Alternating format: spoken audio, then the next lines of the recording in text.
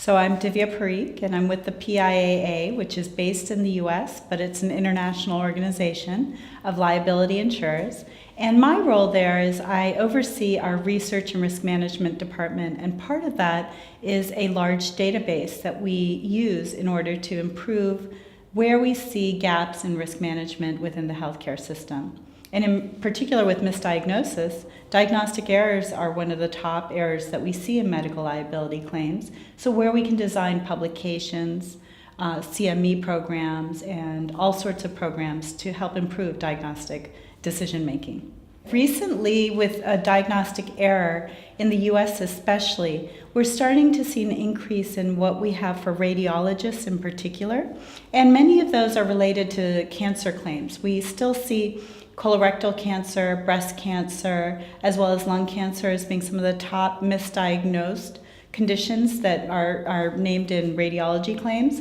But we still continue to see diagnostic error with obstetrics, internal medicine, that's increasing, as well as general family practice. And then we do see it in the emergency room as well, so we're starting to see more in the ED. With obstetrics, it's not necessarily new issues, but we're seeing neurologically impaired infants and delivery issues, and so there are congenital problems, and there are a lot of issues that are surrounding the delivery of children that are part of the diagnostic decision. Also, we see breast cancer. Breast cancer is still a predominant medical condition we see in obstetrics. Some of the better practice initiatives that we're seeing in risk management really are designed from within the individual groups that are finding the solutions. So for instance, if you're looking at the emergency department, many of the issues that are raised might be system issues. They might be ones that have to be addressed by the team that are within the scope of all the issues that are surrounding them within the emergency department.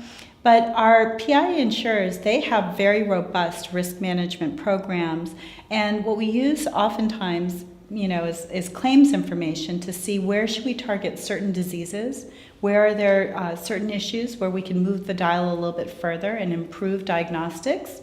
Not so long ago, we did a collaboration with the American College of Cardiology, who was putting out new guidelines for aortic aneurysm and dissections, which we don't see a tremendous number of claims, but they were putting out new guides.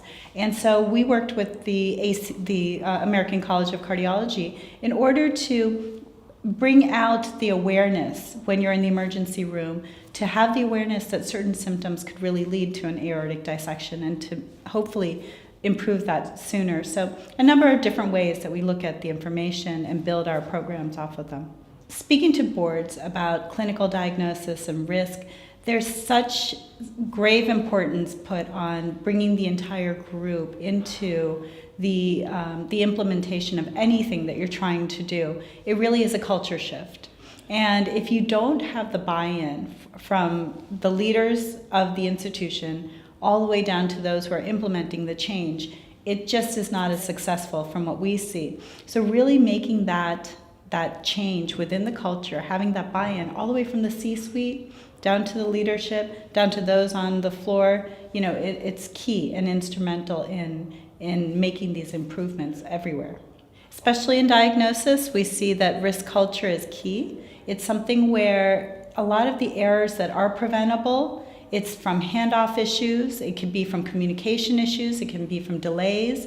All of this, if the system itself recognizes this and implements certain change, and like I said, if it comes from the leadership, a top-down approach, that really is instrumental in driving long-term success. Some of the learnings I've taken away from the conference this week really pertain to the fact that much of what we see in the US and in the UK, because I work with our colleagues in the UK as well as in Canada, very similar to what we're seeing in Australia. I mean, the more you're in this group of diagnostic related issues and you're trying to address these types of problems, it might be a slightly different disease, it might be a slightly different institution, but we're all trying to drive towards the same types of improvements, many of which really surround the same issues: communication, handoffs, documentation, whether it's through technology or not.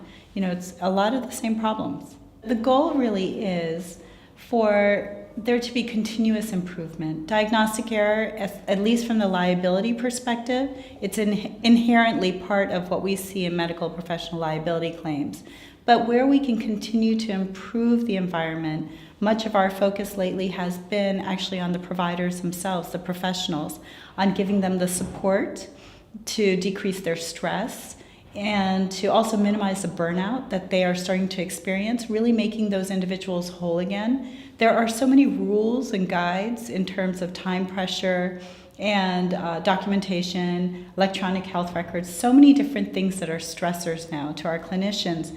We want to go back to a world where we can optimize the environment and make sure that we're taking care of those caregivers who are providing the care to our populations. And inherently, that should improve the diagnostic quality.